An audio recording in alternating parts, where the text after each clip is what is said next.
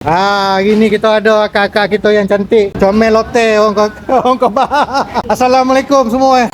Daripada mana tu? Batu Kikir, Jambatan Bosi. Ada lagi kan Jambatan Bosi tu? Ya kau dah konkret dah ni jam. Ini ramai-ramai kumpul ni ada apa ni? Ada birthday ke macam mana? Tak, saja je dah lepak-lepak. Oh, saja melepak-lepak. Ada Sekolah dulu. program. Cikgu ke ni? Bukan. Daripada sekolah. Mana program grup WhatsApp lah ni? Ini Union. Okey, bagi sekolah mana sebenarnya ni? Sekolah Hati Hulu.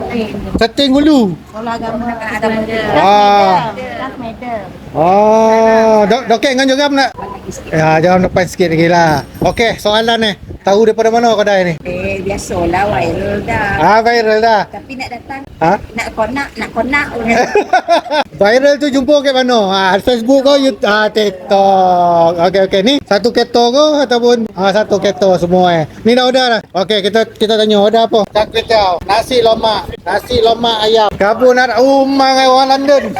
Nasi goreng ayam. Okey, lepas ni pergi mana? Baliklah. Doreh bona. Ziarah kawan tadi tinggal. Innalillah. Berapa umur?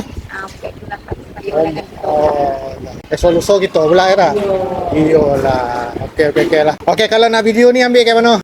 TikTok. Laju sebut TikTok ya. Saya akan upload di Facebook pun ya, YouTube pun ya, TikTok apatah lagi. Okey, terima kasih orang Seting Hulu. Assalamualaikum. Alhamdulillah.